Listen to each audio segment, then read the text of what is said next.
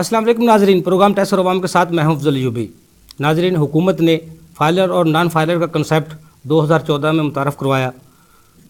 ये क्यों मुतारफ़ करवाया गया, 182A क्या कहता है, इस पर बात करने के लिए आज हमारे साथ स्टूडियो में मौजूद हैं एहसन विरक साहब, आप जनरल सेक्रेटरी हैं शेखपुरा टैक्स बार के। उनके साथ मौजूद हैं फैसल इकबाल ख्वाजा साहब, आप सीनियर चार्टर अकाउंटेंट हैं। उनके साथ मौजूद हैं फरहान शहजाद साहब, आप साबिक सदर हैं लाहौर टैक्स बार के। नाज़रीन, इससे पहले कि हम अपनी गुफ्तगू का आगाज़ करें, पहले देखते हैं माहिरीन इस हवाले से क्या कहते हैं। गवर्नमेंट को ये सजेशन मैं देता हूँ कि कोई मिनिमम सी पेनल्टी चार्ज कर दे, कोई आहिस्ता कि फर्स्ट मंथ में ये चार्जिंग होगा, सेकंड मंथ में ग्रेजुअली इंक्रीज़ करें। बजाय ये नहीं है कि बंदा एक टैक्स रिटर्न देना चाहता है और आप उसको एक रास्ता उनको रोक दें, कोई टैक्स रिटर्न ना दे। तो मैं समझता हूँ जो लोग रिटर्न देना चाहते हैं, इनकम टैक्स नेट में आना चाहते हैं, उनको आना देना चाहिए। इसी तरह हमारी जो टैक्स नेट है वो बढ़ेगा। जैसे लास्ट ईयर थी टैक्स 1.1 मिलियन थी, अब 1.4 है। तो इस तरह ग्रेजुअली ये इंक्रीज़ करेगा। इस तरह की जो इम्प्यून जो आप लगाते हैं, अमेंडमेंट करते हैं, सेक्शन हमने इंसर्ट कर दिया है। तो मैं चाहता हूँ कि इसमें टैक्स बार्स और चैम्बर्स की मुशावरत से ये अमेंडमेंट की जाए।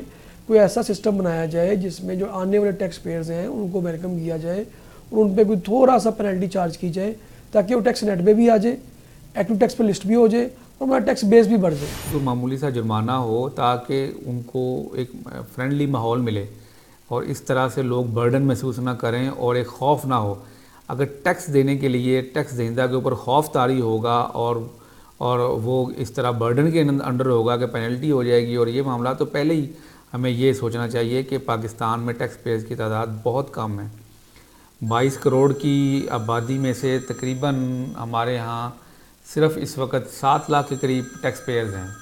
तो ये चीज़ें हमें जहन में रख कर जो है पॉलिसी बनानी चाहिए। नई गवर्नमेंट है, उन्हें इस तरह का इनिशिएटिव लेना चाहिए ताकि मुल्क के अंदर टैक्स पेयर जो हैं वो फ्रेंडली होकर टैक्स फाइल करें, अपने एसेट्स डिक्लेयर करें और जहाँ भी टैक्स की कटौती होती है खुशदिली से टैक्स वहाँ पर दें, ताकि ये जो है नॉन फ्रेंडली एटमॉस्फेयर बना हुआ है वो ख़त्म हो। पाकिस्तानी टैक्स सिस्टम में FBR का और हुकूमत का हमेशा से ये क्लेम रहा है कि पाकिस्तान में टैक्स गुजार और टैक्स फाइलर्स कम हैं आबादी के तनासब के हवाले से।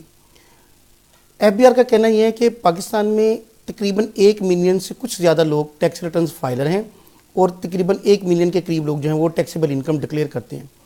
और इसके अलावा पाकिस्तान की आबादी जो कि तकरीबन 20 मिलियन से ज़्यादा है, 20 करोड़ से ज़्यादा है, 20 करोड़ से ज़्यादा अगर आबादी है तो उसमें देखें तो 1% लोग भी टैक्स गुजार नहीं है।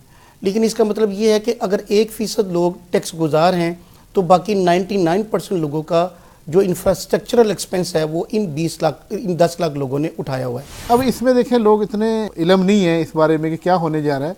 1 मार्च को एक लिस्ट अपडेट होती है कि कौन से लोग इस साल एक्टिव टैक्स पेयर लिस्ट में आएंगे।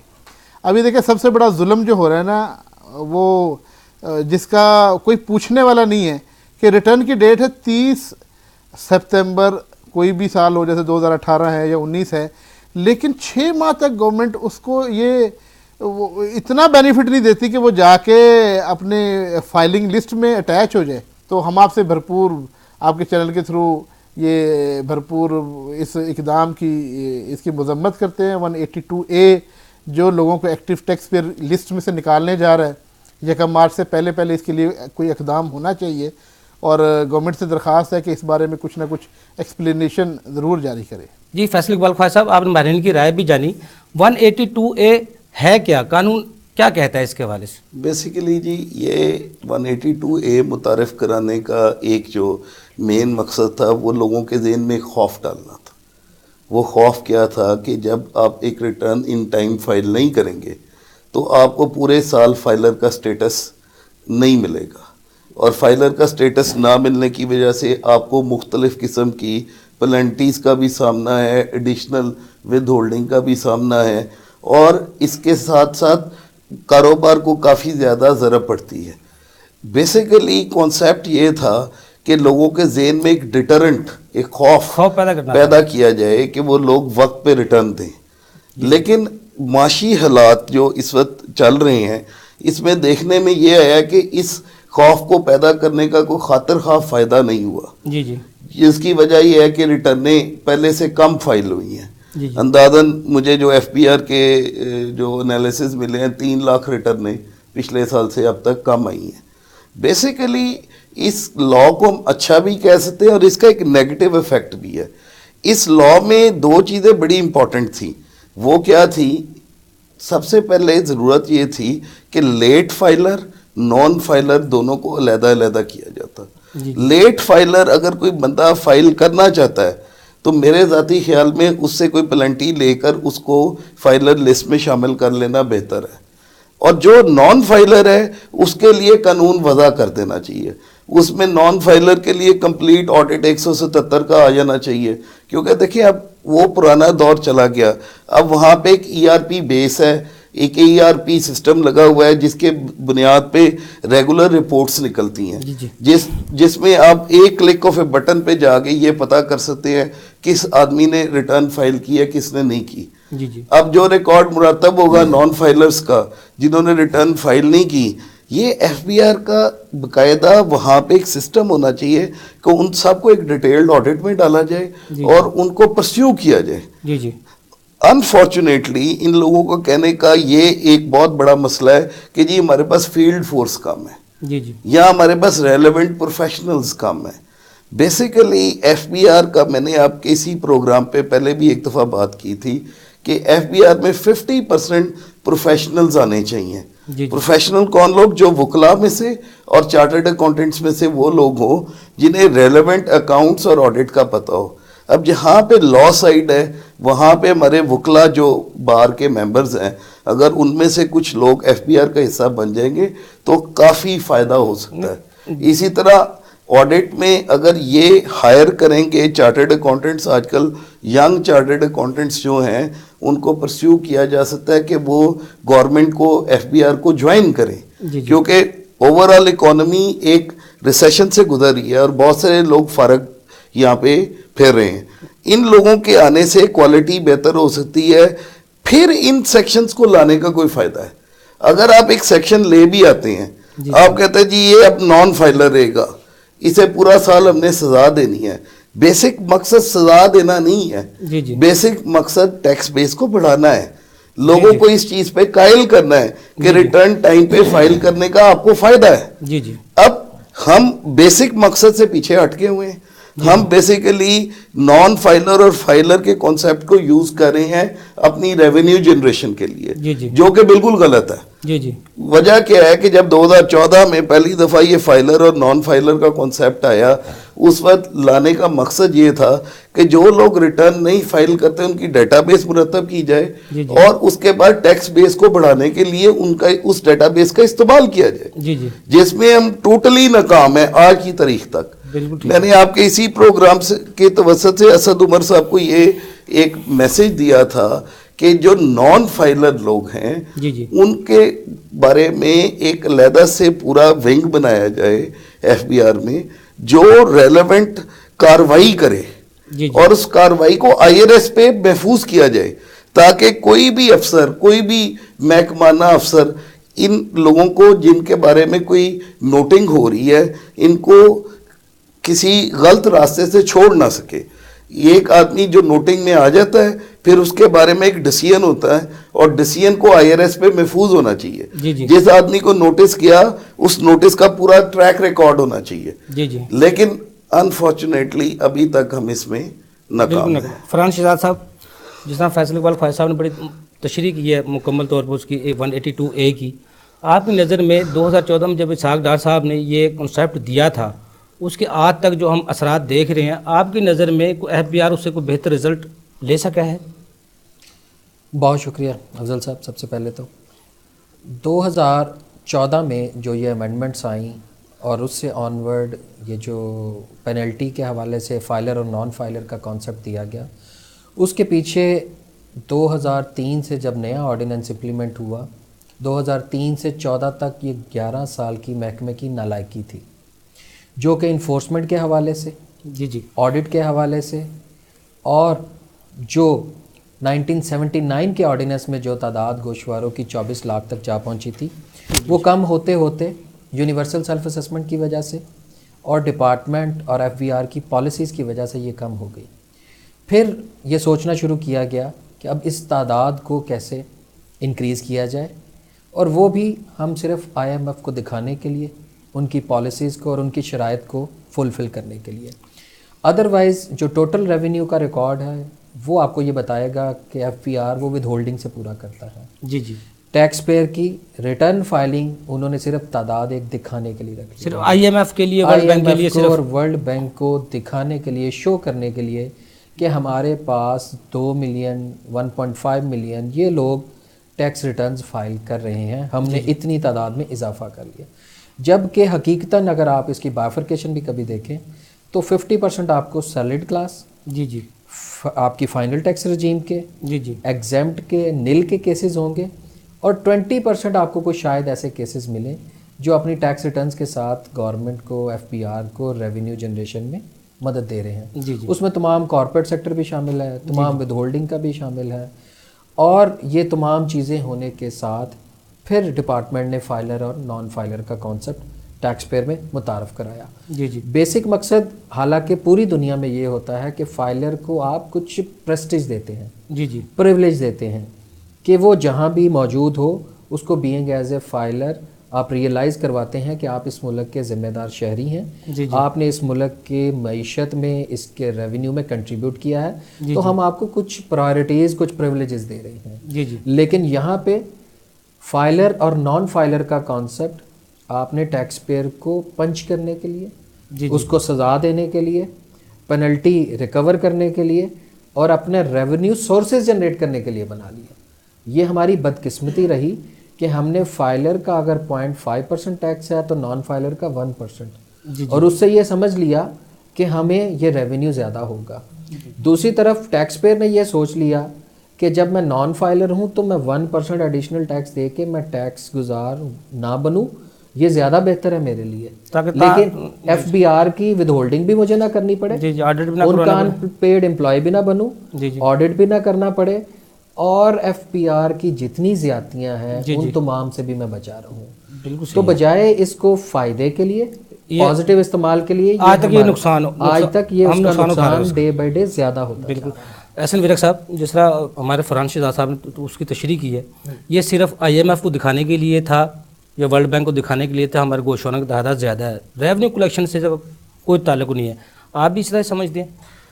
بہت شکریہ افضل صاحب آپ کی دعوت دینے کا. بات کا گزارش یہ ہے کہ حقیقتاً جو اس ٹائم جتنا یہ فائلر نان فائلر ریٹرنز اور اس کے اوپر جتنی بھی کارروائی اور FBR کی کاوشیں ہیں، جی جی، اس کے پیچھے صرف IMF اور جو آپ کے باہر کے ڈونرز ہیں، جی جی، ان کو ایک چہرہ دکھانے کے لیے اور ان کی ایک جو نمبر گیم ہے وہ پوری کرنے کے لیے. ادروائز جس طرح فرحان شہزاد صاحب نے کہا کہ آپ کے ریونیو کا جو 90% ہے وہ صرف 400 ٹیکس گزار وہ ادا کر سکتے ہیں، کر رہے ہیں، جو کہ ملٹی نیشنل وہی شروع سے کرتے آ رہے ہیں، جو کرتے آ رہے ہیں. باقی آپ کے اگر اس ٹائم 14 لاکھ کے قریب جو ریٹرنز فائل ہوئی ہیں، تو جو FBR کا اپنا ڈیٹا ہے کہ اس میں سے 5 سے 6 لاکھ وہ ریٹرنز ہیں جو نل ہے، جی جی، 4 سے 5 لاکھ وہ ریٹرنز ہیں جو سیلری والوں کی جن کی 100% ڈیڈکشن آلریڈی ایٹ سورس ہو چکی ہوتی ہے. 1 لاکھ سے 1.5 لاکھ ریٹرن کے اندر جو ہے وہ ٹوٹل ریونیو جو ہے، اور اس میں بھی اگر آپ ود چالان جو ریٹرن کے ساتھ اپنا پے کرتے ہیں وہ شاید آپ کو 20-30 ہزار ریٹرن ملے. باقی تو سب وہی ہیں جن کے ایڈوانسز مختلف، چونکہ 60 کے قریب آپ کی ود ہولڈنگز ہیں، تو وہ سارے ایڈوانسز آلریڈی پے ہو چکے ہوتے ہیں، تو انہی کو کیلکولیٹ کر کے انہی کے اندر رہتے ہوئے ٹیکس گزار جو اپنا. پھر 214D کا تجربہ کیوں کیا گیا 2015 میں؟ 214D کا بھی بنیادی کنسپٹ وہی تھا جو ایسا صاحب مجھے بریک کا کہا جا رہا ہے، بریک سے آ کے آپ سے جواب لیتے ہیں. ناظرین چھوٹا سا کمرشل بریک، ہمارے ساتھ رہیے گا.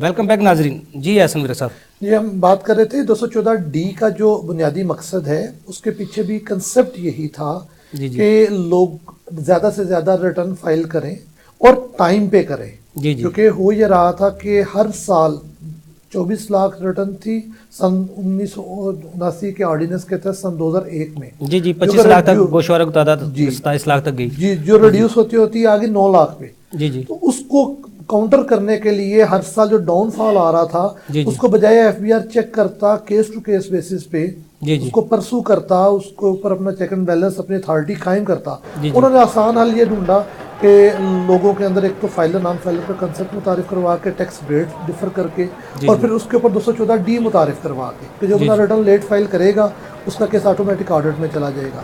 लेकिन 3 साल के तजर्बे से पता ये चला एफबीआर को कि 11 लाख केस सिलेक्ट हुए 2015, 16, 17 के 214D के थे। ना उनके पास ह्यूमन रिसोर्सेज है, ना मैन पावर है, ना वो जज्बा है, ना वो नीयत है। तो उनको मजबूरन खुद अपने आप को सेव करने के लिए 214E मुतारिफ करवाना पड़ा।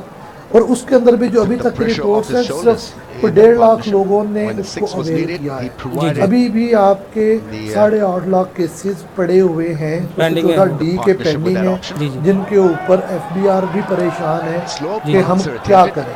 महीने ही जब उन्होंने 182A सेक्शन मुतारिफ करवाया इस बजट के अंदर, इसके अंदर 2 चीज़ें जो उन्होंने बैक वक्त की। जी जी। एक तो जो बंदा रिटर्न लेट फाइल करेगा एप्लीकेबल होगा इस टैक्स के 2018 की ATL से, तो जो बंदा रिटर्न लेट फाइल करेगा वो 1 साल से कबल वो ATL लिस्ट में शामिल नहीं हो सकेगा। दूसरा कहा गया कि जब बंदा रिटर्न लेट फाइल करेगा वो अपने पिछले किसी भी साल का जो लॉस है उसको एज अ कैरी फॉरवर्ड अगले साल में एडजस्ट नहीं कर पाएगा। तो ये दोनों चीज़ें जो है ये बड़ी संजीदा नोयत की है, जिससे खाजा साहब ने बात की। मैंने लेट फाइलर्स को नुकसान किसका है? ये हमारा मुल्क का नुकसान है या टैक्स हुकूमत का नुकसान है? किस नुकसान किसका है? अगर तो आपका सारा जो थीम है वो यही है कि हमें नंबर गेम पूरी करनी है IMF को दिखाने के लिए, फिर तो ये डायरेक्टली हुकूमत का। जी जी। 2017 की ATL में 17 लाख लोग शामिल, 2018 की ATL में जो एक्सपेक्टेड लोग हैं वो 14 लाख, तो 3 लाख तो आपने आज ही रिड्यूस कर लिया। जब उस बंदे को रिटर्न फाइल करके भी बेनिफिट नहीं मिलेगा, चाहे वो लेट फाइल, तो वो बंदा क्यों रिटर्न फाइल? भाई साहब, इस तरह एहसन विरक साहब कह रहे थे 25-27 लाख टैक्स घोषणा की तादाद हो चुकी थी 182A। तो इस तरह बताता है जो पेंटिन होल्डर है 45 लाख पेंटिन होल्डर है, गोशवारे जो 17 लाख जमा करवा रहे हैं, उनको उसमें दायरा कार में लाने के लिए कोई कानून वाज़ेह है? यूबी साहब, जो सबसे इम्पोर्टेंट चीज़ है हमारा फोकस था। 2 तरह की टैक्सेस है, एक डायरेक्ट टैक्सेस है, एक इनडायरेक्ट टैक्सेस। हमारा तमाम तर दारोमदार विद होल्डिंग और इनडायरेक्ट टैक्सेस। डायरेक्ट टैक्सेशन को तो हमने प्रमोट होने नहीं दिया पाकिस्तान। जी जी। इसमें खौफ तो पहले उसका पैदा किया गया। देखिए, अब अगर आप पीछे चले जाए हिस्ट्री में तो 1991 में आपके पास प्रिजम्पटिव टैक्स रजीम पाकिस्तान में उस वक्त बहुत सारे इदारे जो थे जो लॉस बनते थे, जो बिल्कुल टैक्स नहीं देते थे, डायरेक्ट टैक्सेशन नाकाम हो रही थी, तो इन्होंने प्रिजम्पटिव टैक्स रजीम लगाया जिसमें टर्नओवर टैक्स लगाया गया, मिनिमम टैक्स लगाया गया। ये सारी स्कीमें इन्होंने वहाँ पे इंट्रोड्यूस की। बेसिकली अगर हम इस तनाजुर पे देखें तो चाहे 2000 हो, चाहे 2019 हो, चाहे 2014 हो, बेसिकली नाकामी हमारे डिपार्टमेंट, हम डिपार्टमेंट को कहते हैं कि आपके पास 4.8 मिलियन नेशनल टैक्स नंबर के लोग हैं। अगर उनमें से सपोज 11 लाख की रिटर्न आई है, बाकी को नोटिस किसने भेजना है? डिपार्टमेंट ने। डिपार्टमेंट भी देखें तो IMF की तरफ से या वर्ल्ड बैंक की तरफ से कोई लगन आती है, कोई सिलसिले की आती है। देखिए, बतौर पाकिस्तानी भी सोचे ना, ये भी बतौर पाकिस्तानी भी हमारी मुल्क की तरफ भी तो एक जिम्मेदारी है। अगर हमने एक department federal board of revenue बनाया हुआ है जो एक सफ़ेद हाथी बनता है, बड़ी स्पीड है बॉस, क्योंकि जैज़ सुपर फौजी है, पाकिस्तान फास्टेस्ट डेटा नेटवर्क। उनके मराहत है, उस पे अगेंस्ट वो क्या करें? अगर हमने सारा कुछ इनडायरेक्ट टैक्सेशन पे लेके जाना है तो फिर ये जो थोड़ा सा डायरेक्ट टैक्सेशन 48,000 या 30,000 रिटर्नों के लिए हमने डायरेक्ट टैक्सेशन इंट्रोड्यूस की है, इसको भी खत्म करके इंडायरेक्ट पे चले जाएं। FBI डिपार्टमेंट की जरूरत ही नहीं रहेगी। एक विद होल्डिंग टैक्स का निज़ाम बनेगा, उसकी कलेक्शन को मॉनिटर किया जाएगा और वो ऑटोमेटिकली एक्सचेकर के पास पैसा आ जाएगा। बेसिक प्रॉब्लम यहाँ पे क्या आ रही है कि डायरेक्ट टैक्सेशन के ऊपर फोकस करने के लिए हमें प्रोफेशनल्स की जरूरत है, हमें पॉलिसीज की जरूरत है, हमें मेथडोलॉजी की जरूरत है। अब इन तीनों चीजों का फुकदान नॉन रेलेवेंट प्रोफेशनल्स और ब्यूरोक्रेट्स, पाकिस्तान को जितना नुकसान इन ब्यूरोक्रेट्स ने ओवर इंडिपेंडेंस से अब तक पहुंचाया है, शायद ही किसी क्लास ने पहुंचाया। प्रोफेशनल तो मौजूद होंगे, लेकिन वो जिनकी मानी ना जाए तो वो क्या कर सकते हैं? आप मुझे एक बात बताएं जी, आप एक डॉक्टर को, एक इंजीनियर को, एक आर्किटेक्ट को कहते हैं कि वो फाइनेंशियल स्टेटमेंट्स पढ़ना शुरू करते, जी वो तो नहीं पढ़ सके। एक चार्टर्ड अकाउंटेंट को 4 साल के आर्टिकल्स कराए जाते हैं, जी 22 सब्जेक्ट्स में उसको एग्जामिन किया जाता है, उसके बाद उसे CA की डिग्री दी जाती है। जी एक लॉयर को हर साल में 7 डिफरेंट लॉज के पेपर अटेम्प्ट करने पड़ते हैं। 3 सालों में वो 21 पेपर्स और 80 से ज्यादा लॉज को टेस्ट किया जाता है। जी उसके बाद जाके वो लॉयर बनता है। अब ये दोनों लोगों को छोड़ के हम एक CSP क्लास को FBR का बना देते हैं रिप्रेजेंटेटिव, या वहां पे अफसर बिठा देते हैं। ये वो लोग हैं जिन्होंने इतनी मेहनत नहीं की हुई। जी ये वो पार्ट ऑफ द सोसाइटी है जो कि इररेलेवेंट है फॉर FBR। जी मैं यही आपको अपने मुख्तलिफ प्रोग्रामों से समझाने की कोशिश कर रहा हूँ कि जब तक आप 182A ले आए, आप 214E ले आए, आप 214D ले आए। अब जैसे मेरे फाजिल दोस्त ने कहा कि अभी भी 8.5 लाख लोग हैं जिन्होंने 214E अवेल नहीं किया। जी अब उसको इन्फोर्स किसने करना है फिर 214D को? इन्हीं अफसरान ने करना है, ठीक है। अगर इन्हीं अफसरान से ये पहले इन्फोर्स होता तो 214E लाने की क्या जरूरत थी? फरहान शहजाद साहब, एक बंदा आज एंटीएन लेता है, वो अपना कारोबार बिजनेस करना चाहता है, हुकूमत कहती है वो 1 साल तक एटीएन लिस्ट में नहीं आएगा 182A के तहत, क्योंकि उसने अपनी रिटर्न फाइल नहीं की। आप उसका बुनियादी हक हुकूमत सलब कर रही है, जो उसका बुनियादी हक है वो उसको नहीं मिल रहा। आपने भी एक रिट दायर की है लाहौर हाई कोर्ट में 214D के हवाले से, और जो लिस्ट के हवाले से, वो क्या है? इसके हवाले से आप क्या क्या कह रहे हैं? सबसे पहले तो 182 जो ये कानून में इंसर्ट किया गया है, ये कॉन्स्टिट्यूशन पाकिस्तान से मुतसादिम है। आर्टिकल 18 और 25 की क्लियर वायलेशन है कि आप किसी को खुद ही अपनी इस्लाह नहीं कर रहा। जी बिल्कुल, बजाय आप टैक्स पेयर को, आवाम को फैसिलिटेट करने के, आप ऐसी इलीगल प्रोविजंस ऑफ लॉ में इंसर्ट कर रहे हैं जो टैक्स पेयर को बजाय फैसिलिटेट करने के, मैंने पहले कहा कि वो उसको हर्ट कर रही हैं और उनको टैक्स के निज़ाम से दूर करने में मददगार हैं। करीब करने में साजगार नहीं है, दूर करने में मददगार हैं। आप किसी भी शख्स को उसके पाकिस्तान में right of independence, right of fair trial और राइट ऑफ बिजनेस को नहीं आप इन्फ्रिंज कर सकते। जी आप उन्हें कहीं ये ममानियत नहीं कर सकते कि आप के लिए ये गाड़ी है, आप मोटरवे पे आ रहे हैं, रोड पे जायदाद नहीं खरीद सकते, यहाँ पे ये चीज़ नहीं कर सकते, आप प्रॉपर्टी नहीं खरीद सकते, आप ये नहीं कर सकते। फॉर एग्जांपल, ये हर शहरी का एक लीगल ऑब्लिगेशन है कि उसने रिटर्न फाइल करनी है। जी क्योंकि अब हर CNIC वो NTN के बराबर है। लेकिन अगर कोई शख्स ये वायलेशन करता है, मान लेते हैं, तो क्या उसकी सज़ा उसको पाकिस्तान से निकालने की है? क्या उसको उसकी सज़ा पूरे साल के तौर पे दी जाएगी? जी कि आज आपने ट्रैफिक, फॉर एग्जांपल गाड़ी ड्राइव करते हुए मैंने सिग्नल ब्रेक कर दिया, जी कल से कह दिया जाए कि आप पूरा साल गाड़ी नहीं चला सकते। जी वो जुर्माना कर सकते हैं। पेनल्टी प्रोविजंस होती ही इसीलिए हैं। तो मैंने पहले जैसे अर्ज किया कि ये कॉन्स्टिट्यूशन ऑफ पाकिस्तान से 2 तरीके से मुतसादिम है। एक तो ये कि वायलेशन है कि आप उसको इंडिपेंडेंट ऑफ बिजनेस का राइट नहीं दे रहे। दूसरी बात, एट ए टाइम आप 182 में भी उसकी पेनल्टी मौजूद है और एक नया सेक्शन आपने 182 इंसर्ट कर दिया। आप उसको डुअल पनिशमेंट नहीं चार्ज कर सकते।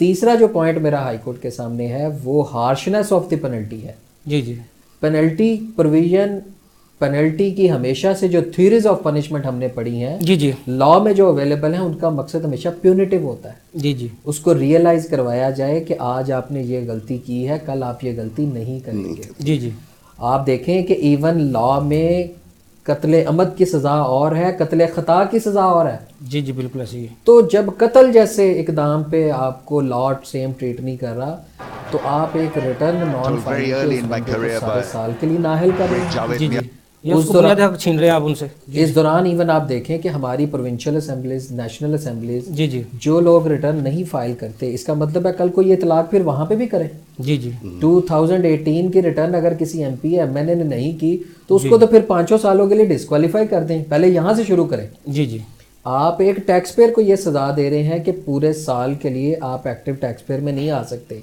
जी जी जबकि जिन हमारे ये कवानीन बनाने वाले हमारे मौजूद हैं असेंबलियों में, जी जी उनको आप जैसे ही वो रिटर्न या वेल स्टेटमेंट फाइल करके आप आए असेंबली में, तो आपको दोबारा रीएक्टिवेट कर दिया। जी जी यानी कितना अगर दो उनको सहूलत रवैया, मिलनी चाहिए तो कानून तो सबके लिए एक जैसा दो होना चाहिए। रुख का ये कानून मौजूद है। इस बेसिस पे तीसरी बात, जो एक इंडिविजुअल आज पैदा हो रहा है, जी जी मैं आज कारोबार शुरू करना चाह रहा हूँ, जी, फॉर एग्जांपल मैं न्यू बॉर्न बेबी हूँ आज, जी जी तो मुझे कानून आज 2018 की रिटर्न तो बाइंडिंग ही नहीं करता, जी जी ना 17 की बाइंडिंग करता है। मेरे पैदा होने से पहले की लायबिलिटीज तो मेरे पे नहीं डाली जा सकती। बिल्कुल ठीक है। तो आज की डेट से मेरा टैक्स ईयर 2019 स्टार्ट होता है। जी जी तो मैंने कोर्ट के सामने ये चीज़ भी रखी कि मेरे पे आज से ऑनवर्ड आने वाली लायबिलिटी चार्ज होगी, जी जी पिछले साल की लायबिलिटी मेरे पे चार्ज नहीं होगी। मैं एक बात को कंप्लीट करके उसको मुकम्मल करता हूँ।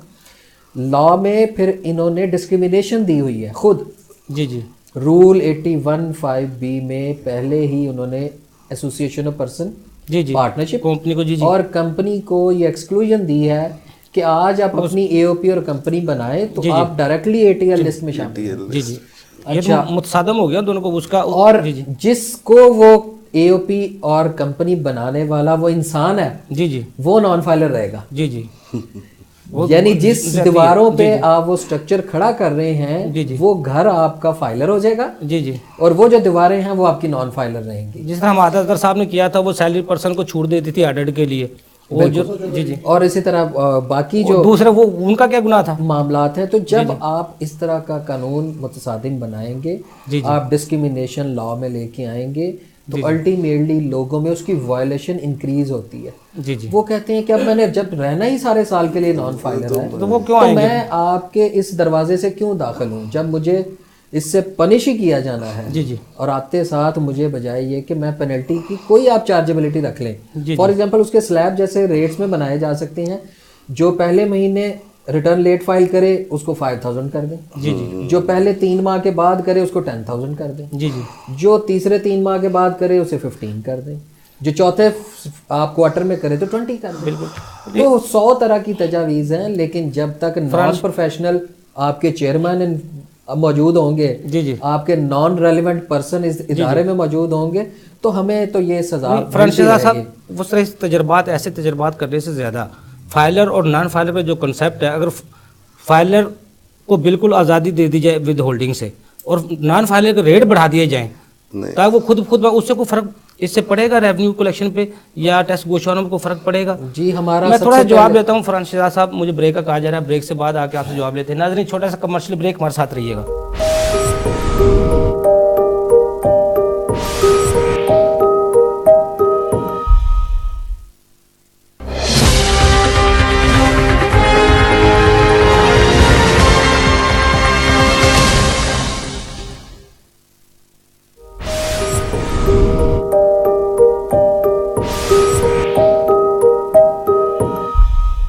वेलकम बैक नाजरीन। जी फ्रांसिस साहब, तो मैं आपसे ये शेयर कर रहा था कि ये चीज़ें जब इन्होंने कवानीन ही ऐसे जो टैक्स पेयर की फेवर में नहीं है, पॉलिसी में नहीं है, आपकी जो मईशत है, आपके जो बिज़नेस सेक्टर्स हैं, आपके जो टैक्स कंसल्टेंट्स हैं, आपके जो रेलिवेंट फील्ड के हैं, उन लोगों से मशावरत करके नहीं किए जाएंगे, तो उनका रिजल्ट यही होगा। फिर आपने कहा कि फाइलर को आप मुकम्मल छूट दे दें, जी जी नॉन फाइलर के आप रेट इंक्रीज़ कर दें, जी जी कि जो पूरा स्ट्रक्चर विद होल्डिंग बेस खड़ा है, जी जी तो تو وہ ختم. آپ فائلر سے بھی ود ہولڈنگ کے نام پہ بھی پیسے لے رہے ہیں, نان فائلر سے وہ ڈبل لے رہے ہیں. تو میں نے پہلے بھی بتایا کہ non filer double with holding دینے کو تیار ہے, لیکن ایف بی آر کا دروازہ آنے کے لیے تیار نیٹ میں آنے کے لیے تیار ہے. تو آپ اگر یہ ساری فیسلٹیز سڈنلی کسی کو پرووائڈ کریں گے تو پھر وہ یونیورسل سیلف اسیسمنٹ والا حال ہوگا کہ لوگ ٹیکس ریٹرن تک فائل نہیں کریں گے, اپنی غلط ریٹرنز فائل کریں گے اور نان پروفیشنل لوگوں کے تھرو فائل کروائیں گے. یہ سب سے بڑا مسئلہ 2003 سے 2014 تک فیس کیا گیا, جب لوگوں میں وہ ڈیٹرنس ہی نہیں رہی, اویئرنیس ہی نہیں دی گئی, اور ان کو آپ نے اوپن چھوڑ دیا کہ آپ جو بھی کریں اس ملک کے ساتھ, اس کی معیشت کے ساتھ, اس کے ایف پی آر کے ساتھ, اپنے اکاؤنٹس کے ساتھ. تو لوگوں کو جب وہ 11 سال آپ نے ایک غلط عادتیں ڈال کے آج آپ ان کو سڈنلی کہہ رہے ہیں کہ جولائی 2018 سے آپ ریٹرن فائل کریں, ورنہ آپ کو ساری زندگی کے لیے 1 مارچ کے بعد کیا ہونے والا ہے؟ 1 مارچ کے بعد ایک نیا طوفان شروع ہونے والا ہے. جبکہ جو لوگ ان اویئر بھی تھے اس قانون سے, کیونکہ یہاں پہ قانون امپلیمنٹ بعد میں ہوتا ہے, جب اپریل یا مئی میں بجٹ آ رہا ہوتا ہے نا, اس ٹائم ہمارے معذرت کے ساتھ نہ یہ بزنس مین پڑھتے ہیں, نہ یہ دوست اس کی پوری طرح اسٹڈی کرتے ہیں, اور اس سے بڑی اچنبے کی بات یہ ہے کہ جنہوں نے بنایا ہوتا ہے انہیں بھی نہیں پتا. جن پارلیمنٹیرینز نے یہ پاس کیا ہے, آپ میرے ساتھ انہیں نیکسٹ پروگرام میں بٹھا لیں, اگر کوئی اس کی تشریح کر دے گا تو میں یہاں پہ نہیں. وہ فرحان شہزاد صاحب وہ صحیح کہہ رہے ہیں, کمشنر اپنی ریٹرن خود نہیں بھر سکتا, فوری اور آسان رجسٹریشن, بینکنگ کی جدید سہولیات اور بے شمار ویلیو ایڈڈ سروسز کے ساتھ الائڈ بینک, آپ کے دل میں ہمارا اکاؤنٹ. اور اسے نہیں بتایا گیا کہ 28 فروری کے بعد 1 مارچ کو نئے دن اس کے ساتھ کیا ہونے جا رہا ہے, تو وہ اس کو نہیں سمجھ پایا. اس کے بعد وہ گاڑی جائیداد فروخت وغیرہ کا کنسیپٹ ختم ہو جائے گا,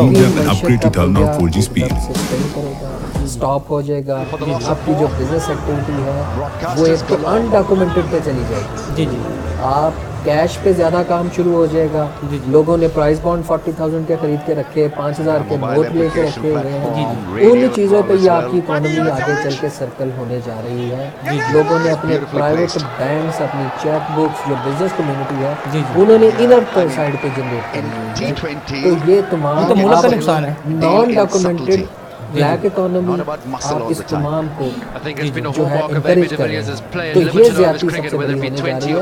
جو لوگ نان فائلر رہے گا وہ تو اپنے طور پر بیئر کریں, لیکن اس کا فائدہ معیشت کو نہیں ہے. معیشت کبھی بھی پینلٹی سے نہیں چلتی, ود ہولڈنگ کے سورسز سے نہیں چلتی. آپ نے ہر ٹیکس پیئر کو ایک ذمہ دار شہری بنانا ہوتا ہے, وہ ذمہ داری سے اپنا ریونیو حصہ ڈالے گا اور اس کو اس کے عوض وہ تمام سہولیات میسر ہوں گی, تو وہ آپ کے پاس.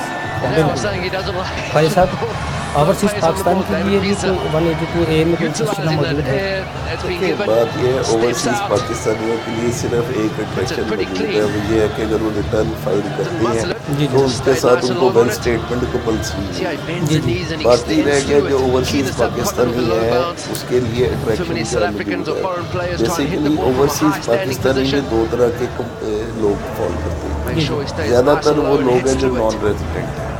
اب پرانی والی ڈیفینیشن انکم ٹیکس آرڈیننس والی ختم ہوگی, اب تو کلاسیفیکیشن صرف 2 بیسس پہ, وہ ہے ایک ہے 182 ڈیز سے زیادہ اسٹے اگر ہے تو وہ ریزیڈنٹ ہے, اور 182 ڈیز سے کم کا اسٹے ہے تو وہ نان ریزیڈنٹ ہے. اب جو نان ریزیڈنٹ ہے یا اوورسیز پاکستانی ہے جس کی انکم پاکستان میں ٹیکسیبل ہی نہیں ہے, ٹھیک ہے, جو کیونکہ نان ریزیڈنٹ کی وہ انکم جو پاکستان میں اس نے ارن کی ہے صرف وہ ٹیکس ہے, جو اس نے آؤٹ سائڈ ورلڈ میں ارن کی ہے وہ پاکستان میں ٹیکس ہے. تو بیسیکلی نان ریزیڈنٹ کا ہماری اس اکانومی میں سوائے پیسہ باہر سے بھیجنے کے اور کوئی خاطر خواہ رول نہیں ہے. جو نان اوورسیز پاکستانیز جن کی آپ بات کر رہے ہیں ان کے لیے انہوں نے 2-3 اس میں وہ اپنا چھوٹ دی ہے, لیکن دیکھنے کا مقصد صرف یہ ہے کہ ہمارے ریونیو پہ ان اوورسیز پاکستانیز کا کیا افیکٹ آتا ہوگا, کیا وہ ہماری اس ریونیو کلیکشن کا کوئی حصہ ہے یا نہیں. جو ان میں سے نان ریزیڈنٹ ہے وہ اس کا تو پاکستان میں انکم ہی ٹیکسیبل نہیں ہے, تو وہ آپ ایک ایسے کہہ لیں گڑھے میں گر رہے ہیں جس گڑھے کا کوئی پاکستان کو فائدہ ہی نہیں ہے. پاکستان کو فائدہ صرف ریزیڈنٹ آدمی کا ہے کیونکہ اس کی ورلڈ انکم ٹیکسیبل ہے. سو اوورسیز پاکستانی میرے خیال میں ان کے لیے آپ قانون میں جو مرضی ترمیم کر لیں, انہیں جو مرضی سائش دے دیں, جو مرضی اسد عمر صاحب کہہ لیں کہ جی ان کے لیے یہ بینیفٹ دینا ہے, یہ بینیفٹ دینا ہے. بیسیکلی ہمارے ریونیو کلیکشن اور ایف پی آر کو جب تک وہ نان ریزیڈنٹ ہے اس کا کوئی فائدہ فیصل اقبال خان صاحب اصلاحاتی پیکج اسد عمر صاحب نے پیش کیا تھا, کہنا شروع ہو گئے تھے اکانومسٹ ہے اسد عمر صاحب. 182A کو دیکھتے تو اسد عمر صاحب کہاں کھڑے ہیں؟ دیکھیں جی, میں نے آپ کو پہلے بھی بتایا اسد عمر ایک برانڈڈ اکانومسٹ ہے. آپ کے اسی پروگرام پہ میں نے کہا, شاید آپ کو بہت کم لوگوں کو پتہ ہے کہ یورپ کی ایک بڑی یونیورسٹی کا یہ وائس چانسلر رہ چکا ہے, ریکٹر رہ چکا ہے, جس کو ہم یہاں پہ وائس چانسلر کہتے ہیں. بیسیکلی پاکستان کے ڈائنامکس ایسے نہیں ہیں یار کہ جس میں یہ لوگ کچھ زیادہ کر سکیں اس وقت. انفارچونیٹلی جو 40-50 سال پیچھے 60 سال کا گند ہے اس کو اب 6 مہینے میں تو نہیں صاف کر Allied Express دیکھیں نہیں Allied Bank کی کسی بھی برانچ سے فوری نقد رقم وصول کریں, وہ بھی بنا کسی کٹوتی کے. Allied Express اپنے پیاروں کو بھیجیں پوری رقم اور پورا خلوص. میرے پاس وہ مشینری نہیں ہے جو آڈٹ کر سکے. آپ 11 لاکھ آڈٹ سلیکٹ کرتے ہیں, پھر آپ 214 ہی لے آتے ہیں کیونکہ آپ کا ایف بی آر کا چیئرمین کہتا ہے جی یہ 11 لاکھ آڈٹ کرنے کی اس نے. ٹھیک ہے, جب تک اسد عمر کو ایک نیچے پوری ٹیم نہیں ملے گی جو اس کے ویژن کو یا اس کی جو پالیسیز کو سپورٹ کرے, ایک اکیلا آدمی کچھ نہیں کر سکتا. میں اپنی آڈٹ فرم کا سی ہوں, ٹھیک ہے, میرے پاس اگر 150 لوگ کام کر رہے ہیں, اگر وہ اپنا کام نہیں کریں گے میں تو ایک بھی آڈٹ رپورٹ سائن نہیں کر سکتا. وہ فائل بنا کے لائیں گے, مجھے ریویو کرائیں گے, اس ریویو کے جو پوائنٹس نکلیں گے وہ سالو کر کے لائیں گے, تو پھر میں آڈٹ رپورٹ سائن کر سکوں گا. اب ایک آدمی پہ آپ ڈال دیں سارا کہ جی اس کا ویژن کیا ہے, اس کی پالیسیز کیا ہے, تو بھائی 6 ماہ میں یا 1 سال میں تو کچھ بھی نہیں نظر آتا. کس طرح ممکن ہے؟ ممکن یہ ہے کہ پورے کا پورا ایک ٹیم بنائی جائے. وہ ٹیم جو ہے وہ ایک پازیٹیو رول کرے. ابھی آپ ڈائریکٹ ٹیکسیشن پہ جا ہی نہیں سکتے. اس کی وجہ کیا ہے کہ جب تک ایک آپ اپنی پاؤں پہ نہیں کھڑے ہوتے, آپ کو کلیکشن چاہیے. اس وقت تو سارا فوکس ہے کلیکشن کیسے کی جا سکتی ہے اور ٹیکس بیس کیسے بڑھائی جا سکتی ہے. وہ میں نے آپ کو بتایا ایف بی آر کا احسان جو 30,000 ریٹرنوں کو مینج کرنے کا ہے, ہمیں وہ واپس کر دینا چاہیے. اگر ہم نے اس ملک کو اپنے پاؤں پہ کھڑا کرنا ہے تو ہمیں ایک الٹرنیٹیو نظام لانا پڑنا ہے. یہ ایف بی آر فیل ہے اور اس کے بارے میں آپ کو بالکل سوچنا پڑے گا, اور ابھی بیٹھ کے سوچنا پڑے گا کہ آپ نے کلیکشن کیسے بڑھانی ہے, ٹیکس بیس کیسے بڑھانی ہے. دیکھیں ایک گھر میں اگر 5 لوگ رہ رہے ہیں اور ان سب کا بوجھ ایک آدمی پہ ہے, تو کیا وہ گھر چل سکے گا؟ جی بالکل نہیں. اگر 5 فیملیاں ایک گھر میں رہ رہی ہیں اور ایک آدمی ان 5 فیملیز کو فیڈ کر رہا ہے, تو وہ کیسے گھر چلے گا؟ پاکستان کی بھی وہی پوزیشن ہے. 21 کروڑ عوام ہے, 30,000 ڈائریکٹ ٹیکس پیئرز ہیں. کیسے کام چلے گا؟ چل ہی نہیں سکتا. آپ ود ہولڈنگ کے علاوہ آپ کے پاس اس کا ابھی تک کوئی سلوشن ہی نہیں ہے. خواجہ صاحب جس طرح 182A یکم کے بعد جو لوگ مشکلات کا شکار ہونے والے ہیں ان کے لیے لائحہ عمل تو بنایا جا سکتا ہے ریلیف دینے کا. میں نے بھائی نے جو ریٹ کی ہے وہ بالکل ٹھیک کی ہے. میں بالکل ان کے ساتھ ہوں, اور انہوں نے بالکل کانسٹیٹیوشنل بات کی ہے کہ آپ کسی سے سانس لینے کا رائٹ نہیں چھین سکتے. بالکل صحیح بات. آپ کسی سے یہاں پہ ہاسپٹل کی فیسلٹی نہیں چھین سکتے. آپ کسی سے بینک کی ٹرانزیکشن کی فیسلٹی نہیں چھین سکتے. آپ گھر خریدنے پہ کوئی پابندی نہیں لگا سکتے. صاحب ٹائم کم ہے میرے پاس, 1 منٹ ہے سر. آخری تجویز حکومت کے لیے, نئے حکومت کے لیے چیلنجز بھی کافی ہیں اور مشکلات بھی کافی ہیں. ریونیو کلیکشن کے لیے بھی بہت ضروری ہے سب کچھ. 182 کے حوالے سے کیا تجویز ہے؟ 1 منٹ. تجویز یہ ہے کہ جناب اس کے اندر ریشنل جو ہے اس کو فالو کیا جائے, اور جیسے میرے بھائی نے فرحان شہزاد نے بتایا کہ پیس میل میں پلنٹیز پرپوز کی جائے, اور جو بندہ ریٹرن فائل کر دے اس سے ایک سرٹن اماؤنٹ آف پلنٹی لے کر اس کو لسٹ میں لے آئے. نمبر 1. نمبر 2 جو اس کے باوجود لسٹ میں آنے کو تیار نہیں ان کی کمپلسری اسیسمنٹس کر کے ان سے ٹیکس ریکور کیا. بالکل ٹھیک ہے جی. احسن درک صاحب. اس میں دیکھیں سب سے بنیادی چیز یہ ہے کہ سارا سسٹم FBR کا آن لائن ہو چکا ہے. جی جی اگر آپ ریٹرن جو لیٹ فائلرس ہیں ان کے لیے کنسلشن کر دیں کہ وہ ای فائلنگ کے علاوہ فائل نہیں کر سکتے جی اور وہاں پہ پینلٹی کا مخصوص چلان اور کیٹیگری بنا دیں.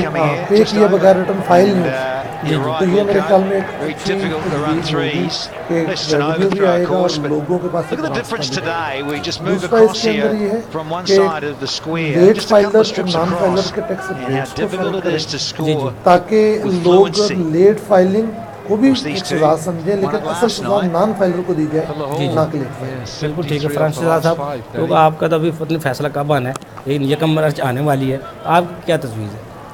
میری مختصر تجویز یہ ہے کہ پرائم منسٹر صاحب کے ویژن کے ساتھ کنٹینیو کرتے ہوئے ہر شہری چیئرمین ممبر ٹیکس پیئر اپنے اپنے حصے کا کام کرے, اپنی اپنی جگہ پہ رول پلے کرے, تو نہ کسی جگہ لاقانونیت کا یہ معاشرہ شکار ہوگا, نہ یہ عوام نہ یہ ٹیکس گزار یہ ہرٹ ہوں گے, اور اسی طرح اس معیشت کا پہیہ بھی یہ چلتا رہے گا اور یہ قوانین بھی ٹھیک ہے. بالکل ٹھیک ہے. ناظرین ہمارے ایکسپرٹ کی آپ نے باتیں سنی 182 کے حوالے سے. ناظرین کوئی بھی ٹیکس کے حوالے سے آپ کو کوئی شکایت ہے, کوئی معلومات چاہیے, اسکرین پر ہمارا نمبر موجود ہے, ای میل موجود ہے, آپ ہمیں فون کر سکتے ہیں, ای میل کر سکتے ہیں. فرحان شہزاد صاحب آپ کو بہت شکریہ, حسن اقبال صاحب آپ کو بہت شکریہ, حسن بل صاحب آپ کو بہت شکریہ. اگلے پروگرام تک کے لیے افضل عید کو اجازت دیجیے. اللہ